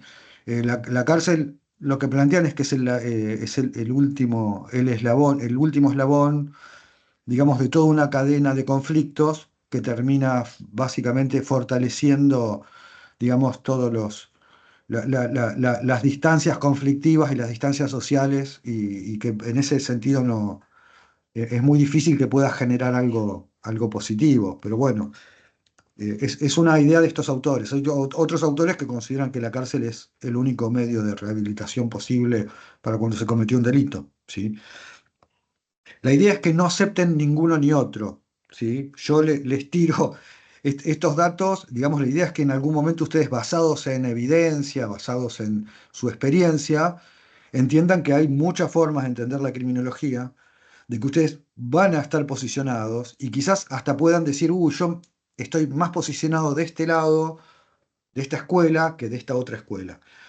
Para que no estén, digamos, en una paradoja, como por ejemplo decir, yo estoy en contra del positivismo, me parece aberrante el positivismo, y estar escribiendo documentos positivistas, a la vez que uno dice eso, ¿sí? Esa es la contradicción, digamos, más recalcitrante que puede ocurrir, que uno esté generando las prácticas que realmente rechaza, ¿sí? Pero para poder lograr eso, uno tiene que ser consciente de sus propias prácticas, de qué es lo que está haciendo y desde dónde lo está haciendo. Y eso es un poco la idea que tenemos nosotros, digamos, al darles estas escuelas, al menos que se ubiquen medianamente como para que ustedes sepan en dónde están. Después, si ustedes son conscientes de su propia escuela, no importa cuál sea, no hay, digamos, no es lícito juzgar a alguien por su teoría. Lo que es lícito es decirle, mirá, desde esa teoría no se ha hecho demasiado, ¿sí? Bien, ¿Puedo hacer consultas, una aclaración que tal vez consultas los sobre el factores que examen. mencionaste? Ah, sí. Y cuando hablamos de evidencia basada en investigaciones científicas desde el enfoque de ciencias sociales, ¿sí? Y es cierto que en ese sentido hay mucho campo y muchas investigaciones publicadas. Lo que sucede es que también a nivel de lo que son los discursos públicos y del uso discursivo del punitivismo penal, terminan, digamos, siendo más pregnantes determinados enfoques y teorías, porque es lo que funciona en un nivel que no tiene que ver con lo que las ciencias sociales han demostrado a lo largo de las décadas en estos estudios longitudinales y demás, que es lo que mejor funciona bajo determinadas características de las comunidades, ¿sí? De referencia. Por eso es que hay sociedades que prácticamente funcionan sin cárceles, porque tienen otro espectro de medidas para sancionar lo que está mal para esas comunidades y en esas culturas. Sí, otros sistemas de Otro regulación sistema. social, sí. Bien. Ya que les nombré la 12.256, a aquel que se vaya a dedicar en algún momento a la ejecución penal, ¿sí? O que tenga que ver algo con la ejecución penal, un consejo es que lea la 5.619, que la lea, que después vuelva a leer la 12.256 y vea qué ocurre en ese cambio. Ese es un cambio político súper importante. Digamos, yo creo que, digamos, en algunos aspectos es un avance, en muchos aspectos es un retroceso a los 5.619, sobre todo, en mi opinión personal, el blanqueamiento que se hace con la 5.619 de las personas que están detenidas sin condena, ¿sí? Ese para mí es un problema fundamental de la 12.256. Pero bueno, es una opinión, ¿viste? Pero, digamos, está interesante hacer una visión comparada para entender un poco el derrotero histórico de lo que es la ejecución de la pena en Argentina, sobre todo en provincia de Buenos Aires. La 24.660 igual es muy parecida a la 12.256. Bien, nos quedan 10 minutos. Si quieren preguntar también sobre el examen, digamos, si tienen dudas de cómo va a ser, se vuelve a contestar, no hay ningún problema. Que a veces, digamos, eso genera ciertas ansiedades, ¿sí? En general les decimos que fácil, no es difícil el examen, pero practíquenlo, digamos, y después si tienen dudas nos preguntan de nuevo, que la idea es que lleguen tranquilos al examen, ¿sí? Que no lo tomen como algo ni que es difícil, ni que le vamos a poner alguna traba. La idea es que si ustedes más o menos pueden ir manejando lo que estuvimos hablando hasta ahora, no van a tener problema. Alguien en el chat pregunta. El chat, ¿dónde está? ¿Podría volver a explicar el examen? Métodos, preguntas, tiempo. ¿Quieren alguno de ustedes contarles más o menos cómo es el examen? Sí, yo si quieren lo... ¿Me escuchan bien? Cualquier cosa. Sí. Sí, y tienen la oportunidad de entrar al autotest de lectura que está al final de cada unidad, que tiene 10 preguntas. Bueno, el final es exactamente eso, solo que van a ser 30 consignas y van a tener las 2 horas completas para responder esas consignas que son verdadero y falso. Por eso les sugerimos encarecidamente, para que estén más cómodos, más cómodas y familiarizados con la metodología, que lo vayan haciendo al final de cada módulo o en el momento en que completen la lectura. Así va a ser. Se va a habilitar a las 5 de la tarde, es automático, del día jueves que toca la evaluación, y se cierra, se clausura automáticamente a las 19 horas. Y una vez que se cierra el examen, ustedes reciben automáticamente ahí, pueden ver el puntaje que obtuvieron. Se aprueba con 6, los redondeos, bueno, ahí tienen las normativas. Y quien no puede presentarse, esto no se promedia, se presenta en la otra fecha y lo hace, no hay ningún problema. Quien saque menos de 6 puntos también lo mismo. No se promedia, la nota final es la nota con la que se aprueba El último. las instancias. Mm. Así que... Y no hay trampas, no es una cosa rebuscada, no se le busca la quinta pata al gato, son cuestiones que se van conversando acá, Es está todo multiple escrito choice, en las guías de preguntan. Sí. lectura, no hay nada raro. Disculpe, ¿tenemos las 2 horas? Porque en otras asignaturas no tenemos 2 horas, son 30 minutos, 40, No, siempre nosotros dentro. damos las 2 horas. Perfecto, gracias. Sí, sabemos que por ahí hay gente que puede llegar a entrar más tarde porque tiene algún problema de horario, así que bueno, no hay problema. El asunto es que a las 7 se corta, ¿sí? Ustedes, si llegaron a las 5 tienen 2 horas, si no van teniendo menos tiempo, pero bueno.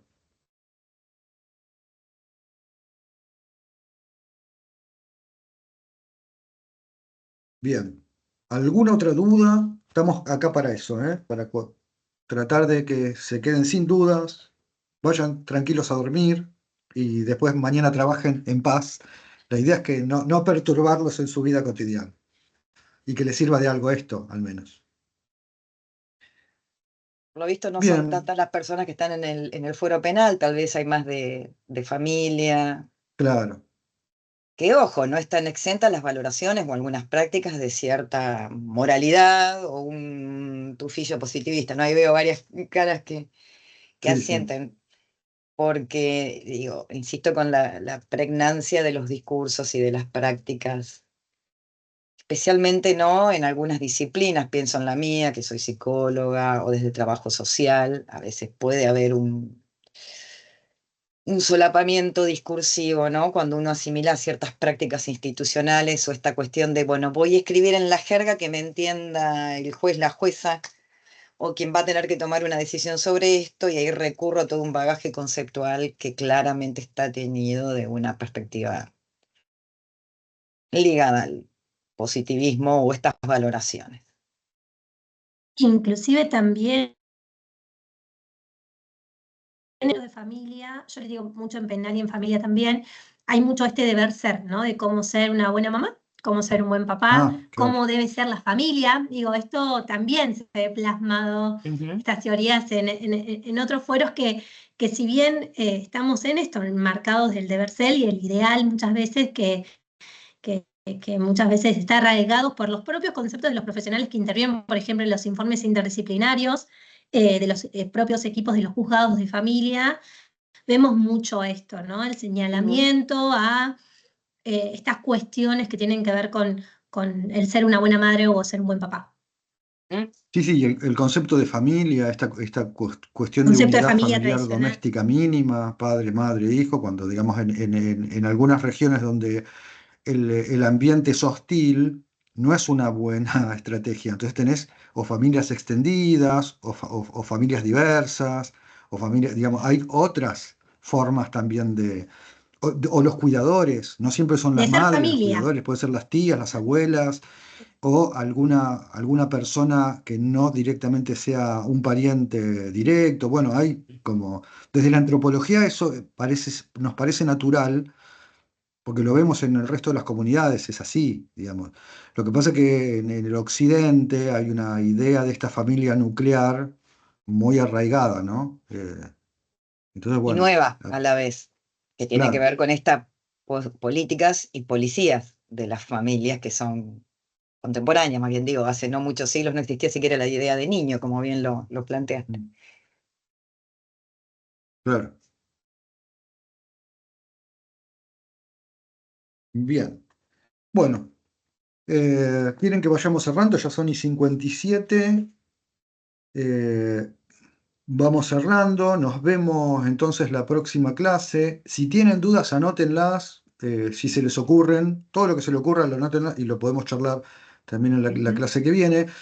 No tenemos problemas en ir acumulando preguntas previas, porque como les dijimos, digamos, cada vez que vamos a nuevos temas, los temas anteriores están ahí también, ¿sí? Están incorporados ya a las nuevas formas de pensamiento que vamos mostrando, así que no hay problema. Bueno, entonces nos vemos la semana que viene. Muchas gracias por la paciencia que nos tienen. Muchas gracias por participar. A nosotros, digamos, nos encanta que participen. Y bueno, nos vemos el próximo jueves. Muchas gracias. Nos ¿No? vemos A el jueves que ustedes. viene. Muchas gracias.